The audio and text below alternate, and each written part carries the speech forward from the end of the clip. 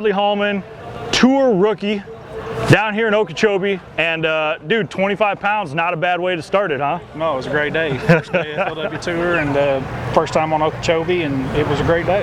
Now, I guess, you know, in an interview just a little bit ago, you did mention you have fished Okeechobee before. Yeah. But it wasn't anything like it is now. No, I fished the JT Kinney kicked all our butts, and we all ran around the rim ditch, and the lake was like 8 foot low, and there was a foot of water in the lake. Yep. And he was the only one that knew enough to get out in the middle of it and where they lived, and I mean, it was a smackdown. Mm-hmm. So basically, we could just discard that, and say this is your first time here. Yeah. So really, coming from, you know, coming from Oklahoma, what was it like when you got out here on Sunday for practice? What were you looking for? Well, basically just Okeechobee. I mean, I fished in Toho before, Kissimmee, numerous times, and I've been on the Harris Chain and St. John. So really, this is the only one that I haven't been on. Okay. So I had some relation with what the fish relate to as far as vegetation and what they like. But I'll be honest with you, I spent a lot of time just watching video and old shows and just found the vegetation that I kept seeing the big ones come out of, one after the other. Not a bad plan. Like year after year after year, it was just kind of the same. You saw a lot of the same stuff, and I spent a lot of time with my Mercury 250 cranked up and going.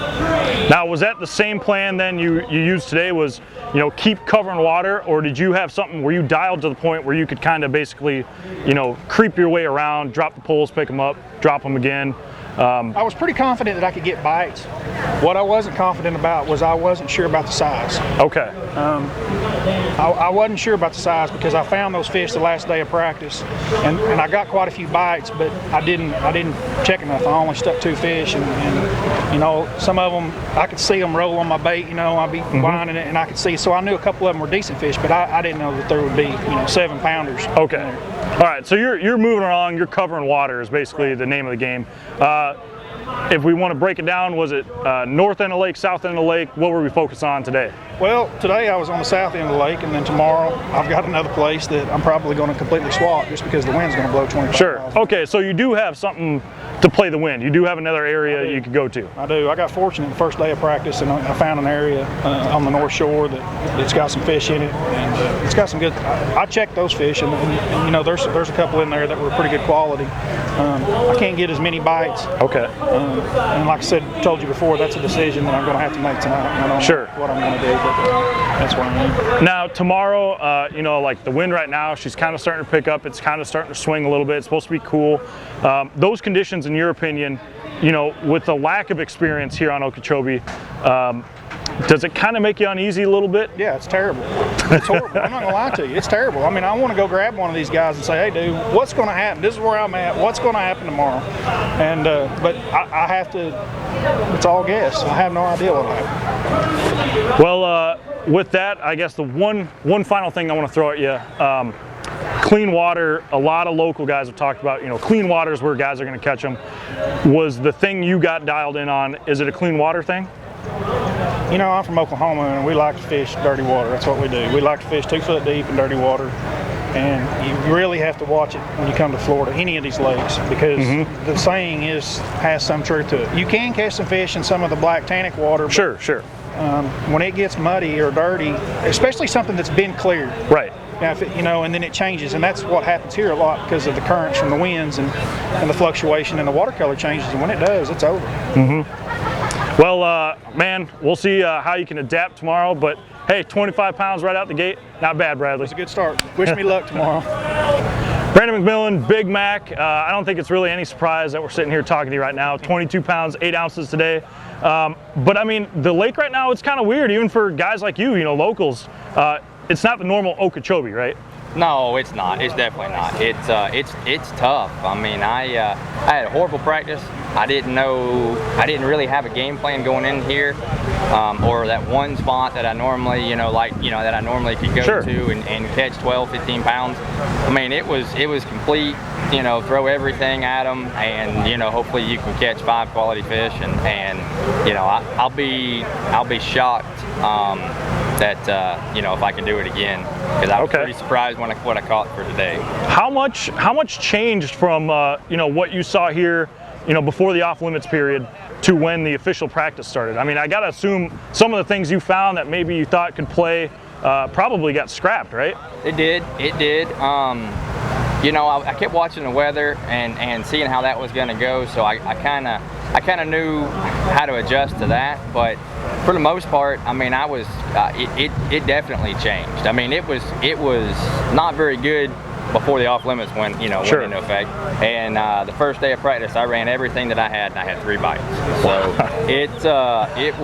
I was in complete spin out mode there. I was scrambling, but you know, it's going to be a different deal. I mean, you know, I don't know if a local will have an advantage in this or not.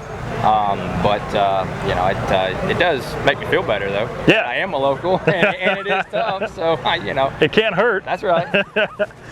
Well, you know, on that local note, we kind of were mentioning, you know, guys like Scott Martin and yourself. Really, there's only a handful of guys that have ever really seen conditions like this on Okeechobee. You know, and so to an extent, you got to be able to rely on a little bit of history, right? No, very true. Very true. It's the highest I've seen it in probably the last 10 or 15 years. Wow. And it's pretty brutal. You know. I don't really know what to expect. You know, coming into it, and didn't really know how the day was going to turn out. So it's going to be different this year. All right. I guess let's get down to catching fish. I don't want to assume that you caught them flipping, but I got to ask, were you flipping them up? I caught one. Probably my biggest fish. I caught it flipping in a place that I hadn't been to in 7-8 years. Wow. I used to crappie fish there with my old man, so it was pretty neat pulling in there and catching one. But yeah, I had one bite, so that was okay. I don't know if it was a fluke or maybe there's something to it, but sure. I'll definitely fish it again tomorrow though. Oh yeah. Is it a numbers game for you too? A lot of guys, you know, are catching a bunch of 1.5 pound, 2 pounders. Is that the same thing for you? It is for me. I mean, I had a lot of bites today, and I mean, my first 5, I was lucky enough to catch like a 3.5, 4 pounder, and then the rest of them probably didn't weigh 4 pounds between the next 5. You know, I mean, they were little buck bass, and they were small. So, you know, it definitely. I did catch a lot of fish today, but I mean, those were the only decent bites that I had. Those 5. Okay. So, you know, it'd be something to see tomorrow. Alex Davis, 21 pounds today, man. The cool thing I think about this tournament is all the pre-tournament stuff. We were kind of saying, you know, maybe it won't be a Florida local that'll do pretty good. And here you come, catching hogs. Tell me about it. Don't jinx me. Come on.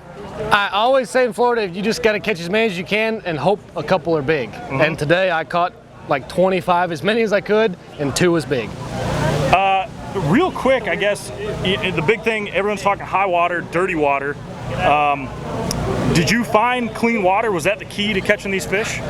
It wasn't. I had 3 areas I'm fishing, 2's clean and 1's just a mud hole.